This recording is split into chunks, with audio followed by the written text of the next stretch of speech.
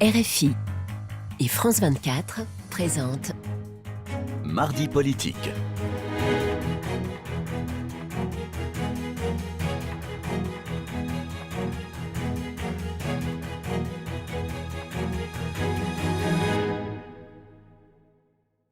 Bonsoir, c'est l'heure de Mardi politique sur France 24 et RFI. Notre invité ce soir est Olivia Grégoire, députée La République En Marche et porte-parole du groupe à l'Assemblée nationale. Bonsoir. Bonsoir. Et merci d'avoir accepté notre invitation.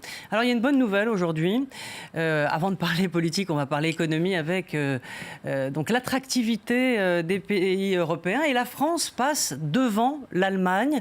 Elle l'a détrônée. Elle est deuxième, en deuxième position derrière les Anglais. Alors, notre pays est redevenu attractif pour les investisseurs étrangers. Est-ce que la France passe deuxième, dans le fond, parce qu'elle profite du manque d'attractivité des Anglais avec le Brexit et des Allemands qui manquent de main-d'œuvre, ou bien la France bénéficie de la politique économique amorcée d'abord par François Hollande avec le CICE et puis amplifiée par Emmanuel Macron? Est-ce que c'est un peu une bonne nouvelle, mais par défaut? Alors, les bonnes nouvelles, vous m'autoriserez à dire qu'elles sont assez rares dans notre pays, notamment au plan macroéconomique, pour les souligner. Donc, je vais y revenir, mais pour répondre très directement, c'est un peu des deux, en général. Un peu des deux, c'est-à-dire que c'est à la fois, effectivement, la problématique anglaise, les inquiétudes liées au Brexit, mais aussi un léger ralentissement de l'économie allemande qui décroche un tout petit peu toutes les deux, ce qui, par construction, fait monter la France dans le top 5 de l'attractivité. Mais c'est aussi, voire surtout, 2 ans de travail acharné en matière de fiscalité du capital, comme on le dit. 2 ans que la majorité présidentielle fait des choix importants, prend des mesures importantes pour diminuer la pression fiscale, pour renforcer l'attractivité de nos entreprises. Et l'assouplissement peut-être du Code du travail ? Tout est à l'origine, tout est lié à la fois au plan financier et au plan social. Bien évidemment, les ordonnances travail, premier geste extrêmement fort de cette majorité en 2017, avec Muriel Pénicaud qui montre déjà des résultats, mais aussi la courageuse transformation de l'impôt sur la fortune, mais aussi ce qu'on appelle la flat tax, le prélèvement forfaitaire unique, qui permet d'homogénéiser le taux d'impôt et qui permet aussi de donner des signaux à tous ces Français qui, pour certains, étaient partis à l'étranger et qui commencent à revenir. Un chiffre, parce que c'est important, c'est bien d'être dans le top 5, mais c'est quoi top 5? Ça veut dire qu'on a fait plus 85% par rapport à 2017 sur les investissements en matière de recherche et développement dans notre pays. Ça n'est pas rien, plus 85%. Ça démontre aussi qu'en termes de fiscalité sur la recherche, sur l'innovation, notamment avec la loi Pacte aussi, il y a des signaux encourageants. Alors, des signaux encourageants, vous le disiez aussi, mais il y a aussi des points noirs, et c'est pointé d'ailleurs par le FMI, des problèmes structurels qui persistent, la dette qui est encore trop lourde, le chômage, mais le FMI encourage la France à poursuivre ses réformes. Est-ce que vous estimez aujourd'hui, après l'épisode des Gilets jaunes, qui est encore fragile, parce que ça pourrait se rallumer. Est-ce que la route est dégagée pour des nouvelles réformes de poids fortes qui seront entreprises ? Je ne sais pas si la route est dégagée, mais notre détermination, notre ambition à les mener, elle est intacte. Ce que dit le FMI, c'est exactement ça. Attention à la dette, et c'est aussi pour ça que de nombreux parlementaires de La République En Marche travaillent aujourd'hui sur la réduction de la dépense publique, et nous travaillons avec Olivier Dussopt notamment sur la question de la fonction publique pour alléger un certain nombre de coûts importants. Et je pense qu'il faut aussi rappeler qu'on a eu une année qui a été certes compliqué avec les Gilets jaunes, dont vous faites bien de rappeler que c'est une éruption qui, à chaque instant, peut revenir. Oui. Mais je remarque aussi qu'on a réussi à avoir des résultats dont nous parlions en matière d'attractivité sur l'année, malgré quand même des grèves très importantes à la SNCF. Les Gilets jaunes n'ont pas pesé sur cette attractivité, non, ce qui paraît... ni même la réforme de la SNCF que nous avons réussi à mener durant cette année. Nous n'avons pas eu une année que pavée en 2018 de bonnes nouvelles, et on a eu pas mal de mouvements sociaux, on a eu pas mal de rejets de certaines réformes, et force est de constater que aujourd'hui, j'ai le sentiment que cette notion de transformation, et on l'a vu aussi sur les européennes, on en reparlera peut-être, je crois que les Français, par rapport à il y a 20 ans, ont tous admis et accepté qu'il fallait, pour préserver notre modèle social, que ce soit sur les retraites, sur l'assurance chômage et sur de nombreux chantiers, les transformer si on voulait pouvoir garder notre modèle solidaire. Je crois que ce diagnostic qui, en gros, en 2000, en 95, n'était pas passé, aujourd'hui est assez accepté. On sait que c'est parfois douloureux de transformer, les retraites, ça va mais être c'est compliqué. nécessaire. Donc, il y a 42 régimes, de faire un régime unique. Est-ce que ça ne va pas grincer, là encore? Est-ce que, là, du coup, la méthode... alors, il y a un haut commissaire aux retraites qui est Jean-Paul Delevoye et qui ne se laisse pas faire par Emmanuel Macron, qui pouvait tenter à un moment il avait montré les dents, Jean-Paul Delevoye, sur l'allongement de la durée de cotisation. Est-ce que là, vous allez avoir les mains quand même libres pour faire vos réformes? Je le redis, je pense qu'il y a peu ou pas, ça fait partie du charme du pays et de l'art d'être français, de réformes faciles dans notre pays. On l'a vu encore aujourd'hui, la réforme du règlement, qui est pourtant fondée sur le bon sens et portée par Richard Ferrand, n'est pas passée avec les applaudissements des oppositions. C'est dommage, il n'y a aucune réforme qui passe facilement. Ce que je sais de la réforme des retraites, pour avoir entendu avec les parlementaires En Marche en réunion de groupe ce matin, Jean-Paul Delevoye, qui était notre invité, je peux vous dire qu'en matière de méthode et en matière de recherche du consensus et du compromis, c'est quand même quelqu'un d'assez exemplaire. Est-ce qu'il y a eu un problème de méthode quand même avant l'épisode des Gilets jaunes? Est-ce que vous reconnaissez, et d'ailleurs Emmanuel Macron a fait son mea culpa là-dessus, est-ce que vous faites attention maintenant à l'excès de confiance qui a pu habiter le président de la République pendant ces 2 premières années? Heureusement qu'on a tiré des leçons de ces épisodes qui ont, pour certains samedi en tout cas, été douloureux. Je crois qu'on a tous appris, chacun d'abord à son petit niveau. Vous voyez, moi je suis porte-parole du groupe à l'Assemblée nationale. J'ai appris que les réseaux sociaux c'est très bien, par exemple que Twitter c'est très bien, mais que c'est pas forcément un médium, comme on dit, qui parle aux Français, aux gens. Tout le monde n'est pas sur Twitter, donc peut-être être moins sur Twitter et plus dans la presse régionale ou plus aux côtés des gens. Vous voyez, on apprend beaucoup de choses. Ce que j'ai appris aussi et ce que nous avons appris, c'est... Peut-être on a eu une volonté de transformer vite et fort parce qu'on aime notre pays, parce qu'on est aussi plein d'ambition pour ce pays et parfois on n'a peut-être pas assez écouté, nous l'avons entendu. Et la deuxième chose que je pense qui est en train d'évoluer sur la méthode vraiment profondément, c'est cette volonté que nous avions en 2017 sur certains textes de porter des majorités de projets. Je formule le vœu dans les prochains mois que nous parvenions, que ce soit avec certains membres de la gauche ou certains membres du Parti des Républicains, à pouvoir trouver sur certaines dispositions de textes des consensus. Je pense qu'il est important que ce ne soit pas toujours La République En Marche contre les autres et qu'il nous faut, sur cette disposition de loi qui arrive, trouver des consensus et des compromis et des majorités de projets dont parlait d'ailleurs Emmanuel Macron en 2017. Alors, le Premier ministre fera mercredi prochain un discours de politique générale à l'Assemblée nationale. C'est donc pour marquer l'acte 2, le Macron 2.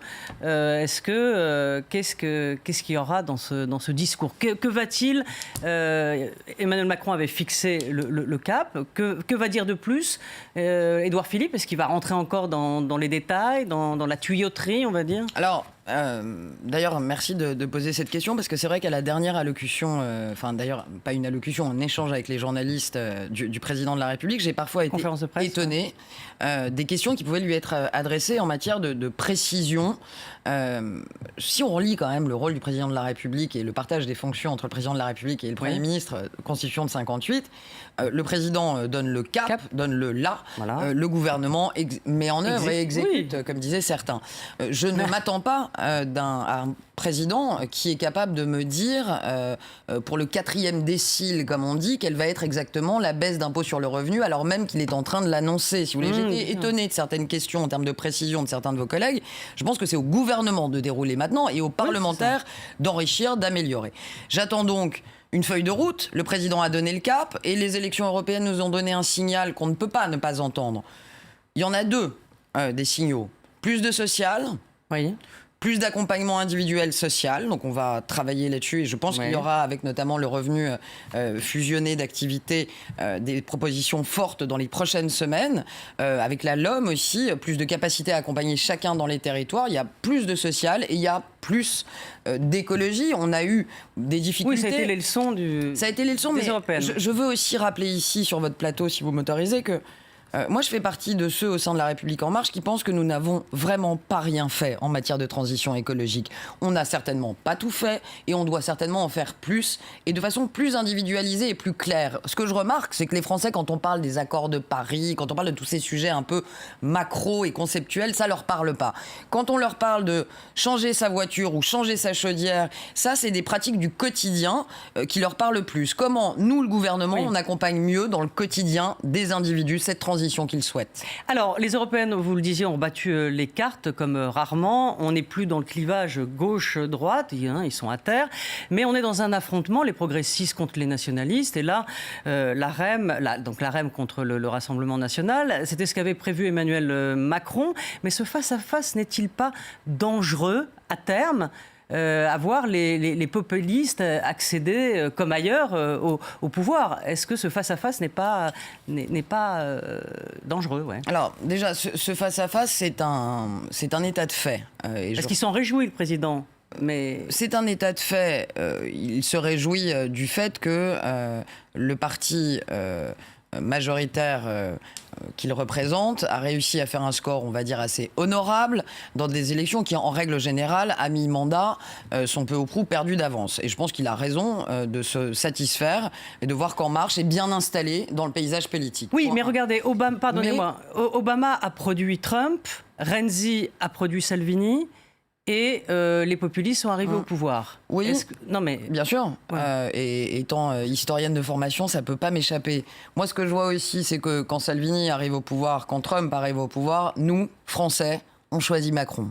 Alors ça me donne, moi, de l'optimisme, et je crois que si nous parvenons à mener les transformations, mais pas des transformations, encore une fois, conceptuelles, des transformations qui viennent changer la vie quotidienne des Français, leur permettre de trouver du travail, améliorer l'avenir de leurs enfants, alors... nous aurons une chance de combattre les nationalistes et les populistes. Et vous le savez, vous êtes une analyste connue de la vie politique. On dirait que cet état de fait, c'est Emmanuel Macron qui, en mai 2017, l'a installé. Non, c'est la réalité, puisque c'est ce qui se passe en Europe. Mais c'est ce qui se passe déjà depuis 20 ans, quasiment. Moi, en 2002... 20 ans, peut-être pas. Non, mais en 2002, mon engagement politique, aujourd'hui, je suis députée, mais en 2002, j'étais allée manifester le 21 avril 2002, lorsque j'étais étudiante. Je veux dire, Marine Le Pen, le danger de Marine Le Pen, ça fait pas 1 an ou 2 ans ou 3 ans qu'on nous en parle. C'était le père, là, à l'époque. C'était le père, et puis après-demain, vous savez quoi, ce sera certainement la nièce. Donc c'est malheureusement une réalité rémanente. Oui, et historiquement, il faut s'attendre à ce qu'il y ait des tensions, puisque effectivement le clivage gauche-droite n'est plus d'actualité. C'est les progressistes contre les nationalistes. Mais vous avez raison que depuis quelques années, l'invariant, c'est que le Front National est là. Ce qui change, c'est qu'il progresse. Mais bon, je voudrais qu'on parle de la droite. Donc, aujourd'hui, La République En Marche, comme les sirènes devant Ulysse, appelle les maires de droite à venir rejoindre les rangs de la majorité en vue des municipales. Est-ce que c'est quand même pas... Parce que ça a été un peu la grosse Bertha. Hein. Il y a eu d'abord Agir qui a demandé ça. Ensuite, Sébastien Lecornu, un ministre. Ensuite, on va l'entendre, Gilles Boyer. C'était un peu lourdingue. Est-ce que c'est pas un aveu de faiblesse, une forme de panique, parce que vous sentez bien aussi qu'il y a un manque d'implantation locale, parce que vous êtes un jeune parti? Je ne vais pas réagir sur la grosse Bertha, je vous laisse vos commentaires, moi je commente plus. Je crois que c'est très réaliste. Je peux pas me réjouir, je vais pas dire de la débâcle, je vais dire peut-être de la dérive des Républicains. Je peux pas me réjouir de voir un parti de gouvernement, comme d'ailleurs l'a été le Parti socialiste, s'effondrer dans les limbes qui sont les siennes. Je ne crois pas que les gens qui votent républicains fassent tous partie de la ligne qu'on a appelée Wauquiez, de cette droite un peu dite Trocadéro, un peu dure. Et je pense qu'il y a des centaines de milliers, pour pas dire plus, d'électeurs et d'élus qui sont aujourd'hui complètement perdus, qui sont de droite modérée, de droite libérale, de droite territoriale. Et je pense que ne pas leur adresser un signal serait une erreur. Et je pense que, après la façon dont ça a été fait, chacun commente comme il veut, mais je pense qu'il est important d'appeler à nous des gens qui sont susceptibles d'être des progressistes, plutôt que de les laisser dans une forme d'état de déréliction, qui est la meilleure porte ouverte, ce qu'annonçait la jeune et néanmoins très dangereuse Marion Maréchal Le Pen dimanche soir sur les antennes, c'est-à-dire à ce fameux grand rassemblement qui viendrait battre la République en marche. Et bien justement, en dévitalisant la droite, une partie va venir peut-être, est déjà venue chez vous, hein, mais pour les municipales viendront encore plus avec des bataillons en renfort. Elle peut aller aussi chez Marine Le Pen et faire grossir ses rangs et conquérir l'Élysée en 2022. Ça, c'est le premier scénario. L'autre scénario, c'est qu'il émerge par miracle une sorte de Deus ex machina à droite, je parle de miracle parce qu'on n'y est pas, et une personnalité qui tienne la route pour 2022. Ça aussi, c'est deux risques qui sont pris. Oui, mais moi, c'est pas des risques, c'est des scénarios, c'est des possibles. Oui. Oui, ce sont effectivement les possibles. Vous faites bien de rappeler qu'il y a des personnalités à droite qui peuvent aussi réémerger et se repositionner. Il y en a bien eu avec Emmanuel Macron, auquel on ne s'attendait pas. Oui, mais ça fait partie du charme d'Emmanuel Macron. On ne s'attend pas forcément à cette décision. Mais moi, je le pense sincèrement. Ce que je crois, c'est que... il y a deux choses qui seront importantes, notamment dans les prochaines élections municipales. C'est que, vous savez, En Marche, c'est un parti progressiste. C'est la bannière du progrès. Et ce qui est important, c'est que on veut appeler à nous, certains gens qui ne font pas de politique, qui sont dans la société civile, mais qui sont dans des think tanks, dans des organisations, dans des associations, certains qui peuvent être des anciens de la gauche, des anciens de la droite, mais... Je siège au Burex, au bureau exécutif d'En Marche, et il y a quelque chose qu'on se dit souvent, et je veux le redire ici, c'est notre ADN. On ne nous demande pas, contrairement aux autres, d'où on vient. On nous demande où on veut aller ensemble et qu'est-ce qu'on veut faire pour les Français. On ne nous demande pas de quel parti tu viens. On nous demande en réalité qu'est-ce que toi tu as envie de faire pour ton pays. Et nous, je pense qu'il faut qu'on reste très ouverts pour accepter des gens, peu importe les horizons. Oui, alors justement, vous faites de l'œil à la droite, mais pourquoi vous ne faites pas la même chose avec le Parti Socialiste, puisque en réalité, Emmanuel Macron, si je me trompe, a été élu sur le en même temps. Donc, il chasse à droite, pourquoi il ne chasse pas à gauche? Pour muscler aussi sa jambe sociale, on va dire. Déjà, la jambe sociale est aussi équilibrée à gauche qu'à droite, notamment au sein des parlementaires. Et puis, vous savez, c'est pas parce qu'un ministre... Certains s'inquiètent dans vos rangs, vous ne pouvez pas le nier. Certes, certains, mais plus à gauche. Le doute et l'inquiétude sont des choses saines et je ne connais pas de parti majoritaire qui ait plus de 300 membres qui n'ait pas eu ce type d'interrogation et je trouve ça plutôt sain de se poser la question ensemble à l'intérieur que d'éructer les uns contre les autres dans la presse. Donc parfois ça tiraille un peu, mais c'est plutôt bien de le faire en réunion de famille, en réunion de groupe et c'est plutôt signe d'une vitalité dans le groupe En Marche. Et à cette heure, au moment où je vous parle, ça ne m'inquiète pas. Voilà. Ce qui compte, c'est qu'on se retrouve sur des majorités de projets dont je vous parlais pour faire avancer le pays. Merci beaucoup Olivier Grégoire, c'est la fin de cette émission. Merci à Charlotte Urien-Tomaca et à Camille Néran d'avoir préparé cette émission et merci à toute l'équipe technique. À très vite.